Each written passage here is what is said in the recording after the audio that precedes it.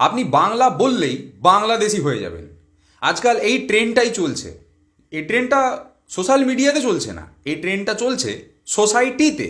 আপনার 7 পুরুষ এদেশেই আছে ভারত ভাগের আগের থেকে, কিন্তু তা সত্ত্বেও যেহেতু আপনি বাংলায় কথা বলছেন তার মানে আপনি বাংলাদেশি। আপনি এদেশেই করে কমে খাচ্ছেন, এদেশেরই সেলুনে চুল কাটাতে যাচ্ছেন, দোকানে গিয়ে লটারি কাটছেন, এদেশি মদের পাউচ কিনছেন, কিন্তু তা সত্ত্বেও বাংলায় কথা বললেই আপনি বাংলাদেশি।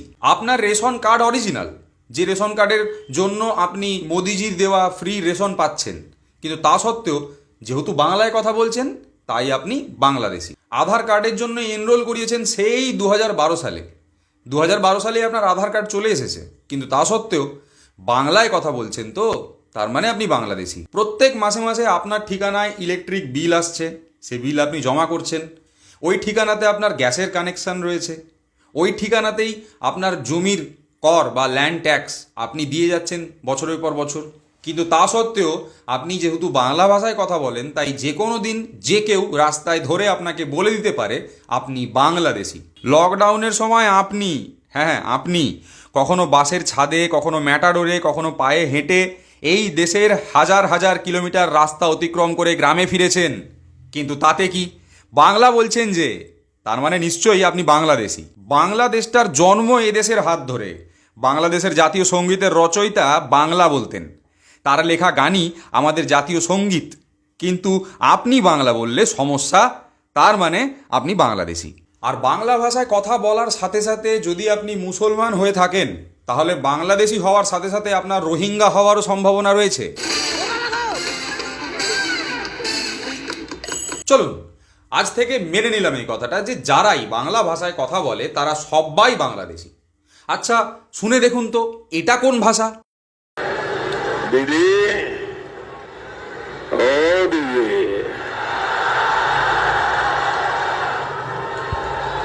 দিদি, ও দিদি। আচ্ছা মোদিজি কি বাংলাদেশি? না না, তাহলে বাংলা ভাষায় কথা বলছেন কেন উনি? इस बार भी पौधे छाप टीएमसी साफ। চুপচাপ পোঁদে ছাপ কাদের দিতে বলছেন উনি? বাংলাদেশিদের? ঢাকা থেকে ভোট আসে নাকি বিজেপির? শুধু তাই নয়, মোদিজি আবার বাংলাতে কবিতা টবিতাও পড়েন। শুভ কর্মপথে, শুভ কর্মপথে ধরো নির্ভয় গান, সব দুর্বল সন্ন্যাস হোক অবসান। এই কবিতা শুনে আমার दांगार ফেটে গেল। वाह क्या सीन है। আচ্ছা বাংলাদেশিদের কি কবিতা শোনাচ্ছেন বাংলাদেশি মোদিজি? एक ही काम, झूठ बोलो झूठ बोलो झूठ बोलो, बार बार बोलो बार बार बोलो बार बार बोलो, हर जगह पे बोलो और जोर जोर से बोलो। मगर आज भी हम मैदान में डटे हैं और डटे रहेंगे जब तक हमारा सोनार बांग्ला का लक्ष्य पूरा नहीं। সোনার বাংলা নাকি বানানো হবে? সোনার বাংলা আবার কি? বাংলা মানে তো বাংলাদেশি, এটা কি অমিত শাহকে কেউ বলেনি নাকি? আর তারপর এটাকে আমি জল ঢোড়াও নই, বেলে পোড়াও নই, আমি একটা কোবরা গোখরো। আমি জল ঢোড়াও নই, বেলে পোড়াও নই, আমি জাত গোখরো, এক ছবলে ছবি।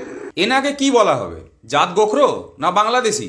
শুধুমাত্র বাংলা ভাষায় কথা বলার জন্য বাঙালিদেরকে, পশ্চিমবঙ্গের বাঙালিদেরকে, আমাদের দেশের নাগরিক যে সমস্ত বাঙালি তাদেরকে বাংলাদেশির তকমা লাগিয়ে দেওয়া হচ্ছে। আর শুধু তকমা লাগিয়েই শেষ হচ্ছে না সব কিছু, তকমা লাগানোর সাথে সাথে ধরে ধরে বাংলা ভাষাভাষীদেরকে বাংলাদেশে পাঠিয়ে দেওয়া হচ্ছে। আগে হ্যাঁ, শুনতে গল্প মনে হলেও এটা আজকের দিনের বাস্তব ঘটনা। বীরভূমের দানেশ শেখ একজন পরিযায়ী শ্রমিক, দিল্লির রোহিণীর কাজ্জু মার্গ এলাকায় একটা বস্তিতে নিজের পরিবার নিয়ে থাকতো। এই বছর 17ই জানুয়ারি দিল্লি পুলিশ হঠাৎই তাকে গ্রেপ্তার করে এবং তার ডকুমেন্টস দেখতে চায়। কেন, কিসের ভিত্তিতে ডকুমেন্টস দেখতে চাওয়া হয়েছে যদিও এখন অবধি আমরা কেউ জানি না, কোনো খবরেও এই ধরনের কিছু প্রকাশিত হয়নি। তারপর 26শে জুন এক শিশুসহ দানেশ শেখের পুরো পরিবারকে বাংলাদেশে পাঠিয়ে দেওয়া হয়। এখনও তাকে ফিরিয়ে আনার চেষ্টা চলছে। এটা হচ্ছে তার বাবার ছবি, তিনি একজন ভারতীয় নাগরিক, সেটা দেখেই বোঝা যাচ্ছে। তার কাছে তার নিজের কেনা জমির দলিল রয়েছে, তিনি এই দেশেই জন্মেছেন এবং তার পূর্বপুরুষরাও এই দেশেই জন্মেছেন এবং মারা গেছেন। এটা কোনো বিচ্ছিন্ন ঘটনা নয়, এরকম এর আগেও বহুবার চেষ্টা করা হয়েছে এই একই ঘটনা ঘটানোর। তারপর ধরুন সম্প্রতি দিল্লির জয় হিন্দ কলোনিতে যে ঘটনাটা ঘটল, সেটা বাঙালিদের জন্য অত্যন্ত অপমানজনক। দিল্লির জয়হিন্দ কলোনিতে পশ্চিমবঙ্গের মালদা, মুর্শিদাবাদ, কোচবিহার, এমনকি আসামের বাঙালি পর্যন্ত কাজ করতে গিয়ে থাকে। পরিযায়ী শ্রমিক যারা, তারা বস্তিতে থাকে।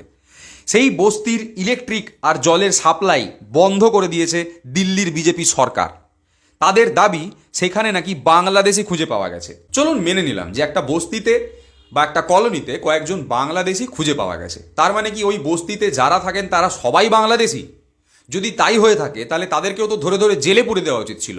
তার বদলে তারা যেখানে থাকেন, যেখানকার তারা বাসিন্দা, যেখানে বিগত 40 বছর ধরে তারা রয়েছেন, যেখানে তাদের ইলেকট্রিকের কানেকশন, গ্যাসের কানেকশন রয়েছে, ট্যাক্স তারা দিয়ে যাচ্ছেন দিনের পর দিন, ঘর ভাড়া দিচ্ছেন, দিল্লির জিডিপিতে নিজেদের যোগদান দিচ্ছেন, তাদের ইলেকট্রিক কানেকশন, জলের কানেকশন কেটে দেওয়া, এটা কি ধরনের গণতান্ত্রিক দেশের পদ্ধতি? আর বাংলায় কথা বলা যদি এত বড় অপরাধ, তাহলে শুভেন্দু অধিকারীকে বিজেপি কেন নিজেদের দলে রেখেছে? কেন শ্রমিক ভট্টাচার্যকে বিজেপির রাজ্য সভাপতি তৈরি করা হলো? আর পার্লামেন্টে দাঁড়িয়ে এই লোকটা কি ভাষায় কথা বলছে? I have decided to talk in my mother tongue, that is Bengali. মাননীয় স্পিকার মহোদয়, আমি দিল্লিতে নতুন, দেখছি শীতও পড়েছে, কিন্তু কিছু মানুষকে আমি দেখছি যারা পকেটে সংবিধান নিয়ে ঘোরেন, তারা এই সংসদের মর্যাদা রাখছেন না তাদের পোশাকে। ইনি কলকাতা হাইকোর্টের একজন প্রাক্তন বিচারপতি, বাংলা ভাষায় আমাদের দেশের সংসদে ভাষণ দিচ্ছেন। তাহলে কি ইনি বাংলাদেশি? এনাকে কি ধরে বাংলাদেশে পাঠিয়ে দেওয়া হবে? দিল্লির বিজেপি সরকার কি এরকম কোনো পদক্ষেপ নিতে চলেছে? এদেশে হিন্দির পরে সব থেকে বেশি যে ভাষাটা বলা হয় সেই ভাষাটা হলো বাংলা ভাষা। প্রায় 10 থেকে 15 কোটি মানুষ এই ভাষায় কথা বলেন যারা এই দেশে থাকেন। যারাই বাংলা ভাষায় কথা বলে তাদের সবাইকে বাংলাদেশি তকমা লাগিয়ে দিচ্ছে কারা? যারা এই তকমা লাগাচ্ছে তারা নিজেরা হিন্দি ভাষায় কথা বলে আর নিজেদেরকে রাষ্ট্রবাদী বলে দাবি করে। আচ্ছা, পাকিস্তানেও তো হিন্দি ভাষায় কথা বলা হয়। তাহলে কি আমরা আজকের থেকে বলতে শুরু করব যে হিন্দি ভাষায় যারা কথা বলে তারা সবাই পাকিস্তানি? আর সেই হিসেবে যারা ইংরেজি ভাষায় কথা বলে তারা কি ব্রিটিশের দালাল না ব্রিটেনের নাগরিক? Friends, I present to you my friend, India's friend, the President of the United States of America, Mr. Donald Trump. না না, মোদিজিকে নিয়ে খুব একটা চিন্তা নেই। উনি অনেক ধরনের ভাষা জানেন। উনি যে কোনো দিন যে কোনো দেশে চলে যেতে পারেন নিজের ঝোলা নিয়ে। চাপ হচ্ছে মোদিজির ভেড়া ছাগলগুলোকে নিয়ে। ওদের দাবি বাংলা ভাষায় কথা বলা মানেই বাংলাদেশি হয়ে যাওয়া। তাই যারাই বাংলা ভাষায় কথা বলবে তাদেরকে ধরে ধরে বাংলাদেশে পাঠিয়ে দেওয়া হবে বলে বাঁদর নাচ শুরু করেছে ওরা। তাই যারা বাংলা ভাষাভাষীদেরকে মানে আমাদেরকে বাংলাদেশে পাঠানোর চক্রান্ত করছে বা চিন্তা ভাবনা করছে তাদেরকে हिंदी बोलছি।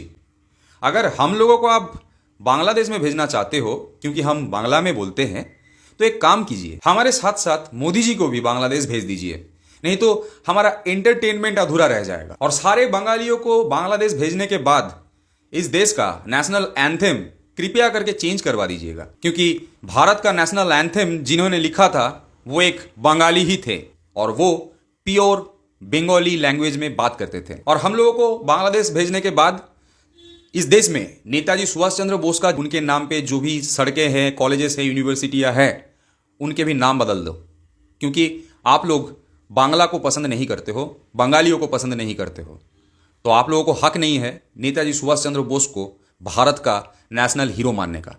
किसी और को मानिए, योगी जी है ना, उनको मानिए नेशनल हीरो। और बीजेपी वालों से हाथ जोड़ के विनती है, ये सब कांड करने के बाद वेस्ट बंगाल में जब तक बंगाली लोग हैं तब तक वोट मांगने मत आइए। आपको तो पता ही है इधर चप्पल का बोलबाला ज्यादा है, कहीं आपको ना पड़ जाए। गजब बेइज्जती है। হিন্দিতে বললাম, আশা করি গো বলাই বুঝে যাবে। আর আপনাকে যদি বাই চান্স কেউ বলে দেয় যে বাংলা ভাষায় কথা বলছেন তার মানে আপনি বাংলাদেশি, তাহলে যেই কথাটা বলবে তাকে বলবেন পকেট থেকে পাকিস্তানের পাসপোর্টটা বের করে দেখাতে, সে হয়তো পাকিস্তানের এজেন্ট হতে পারে। আপাতত এই পর্যন্তই, দেখা হবে পরের ভিডিওতে। তবে তার আগে একটা ছোট্ট গুরুত্বপূর্ণ কথা বলে দেই। আমরা আপনাদের সামনে বিভিন্ন বিষয় নিয়ে ভিডিও উপস্থাপন করে থাকি, সেটা বেশিরভাগই রাজনীতির বিষয় হয়ে থাকে। রাজনীতির তামাশা নিয়ে আপনাদের সাথে আমি আলোচনা করি। এই আলোচনাকে আগে এগিয়ে নিয়ে যাওয়ার জন্য আপনাদের সাহায্য সহযোগিতা আমাদের অত্যন্ত জরুরি। আমাদের যে ভিডিওগুলো আমরা তৈরি করি, যে লম্বা লম্বা ভিডিওগুলো হয়, তার পেছনে আমাদের অনেক সময় যায়। আমাদেরকে রিসার্চ করতে হয়, ভিডিও রেকর্ড করতে হয়, এডিট করতে হয়। এটা একটা অনেক লম্বা কাজ, এই কাজের পেছনে অনেকটা সময় যায়। তো এই সময়টা দেওয়ার জন্য আমাদের কাছে প্রয়োজনীয় রসদের অভাব পড়ছে, যত দিন যাচ্ছে ততদিন। তাই আপনাদের সাহায্য আমাদের খুবই দরকার, আর আপনারা সাহায্য করতে পারেন একটাই উপায়, আমাদের ইউটিউব চ্যানেলটাকে সাবস্ক্রাইব করে। তাই হাত জড়ো করে অনুরোধ করছি, আমাদের ইউটিউব চ্যানেলটা অবশ্যই সাবস্ক্রাইব করুন, যাতে আগামী দিনে আমরা আরও নতুন নতুন ভিডিও বা নতুন নতুন রকমের ভিডিও আপনাদের সামনে তুলে ধরতে পারি। যদি আমাদের ভিডিওগুলো ভালো লেগে থাকে তাহলে অবশ্যই আমাদের ভিডিওগুলো লাইক করবেন, শেয়ার করবেন, আর যেরকম বললাম ইউটিউব চ্যানেল, আমাদের যে চুপ অ্যান্ড ডু ইউটিউব চ্যানেল, সেটাকে সাবস্ক্রাইব করতে ভুলবেন না। সুস্থ থাকবেন, ভালো থাকবেন, নিজেদের সমাজ এবং পরিবেশকে সুস্থ রাখার চেষ্টা করবেন। নমস্কার।